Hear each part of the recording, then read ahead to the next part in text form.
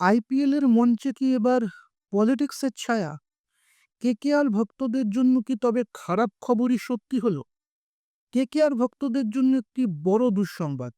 বাংলাদেশের তারকা পেসার মুস্তাফিজুর রহমানকে এবারের আইপিএলে না খেলানোর নির্দেশ দিয়েছে বিসিসিআই।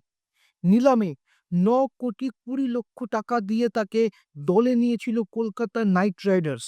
কিন্তু বর্তমান ভারত বাংলাদেশ রাজনৈতিক পরিস্থিতির টানাপোড়েনে পাল্টে গেল সমস্ত হিসেব।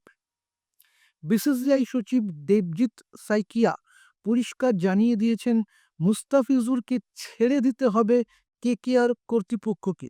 যদিও বিসিসিআই শুরুতে জানিয়েছিল বিষয়টি তাদের হাতে নেই, কিন্তু শেষ পর্যন্ত চাপের মুখে তারা এই কঠিন সিদ্ধান্ত নিতে বাধ্য হল। বাংলাদেশের সংখ্যালঘু পরিস্থিতি এবং সাম্প্রতিক কিছু বিতর্কিত ঘটনার জেরে ভারতে প্রতিবাদের ঝড় উঠেছিল, যার প্রভাব সরাসরি পড়ল ক্রিকেটের ২২ গজে।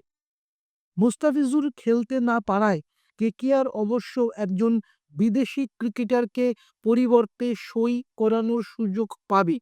তবে প্রশ্ন উঠছে, পাকিস্তানের মতো বাংলাদেশের ক্রিকেটারদের জন্য কি আইপিএলের দরজা পাকাপাকিভাবে বন্ধ হয়ে যাচ্ছে?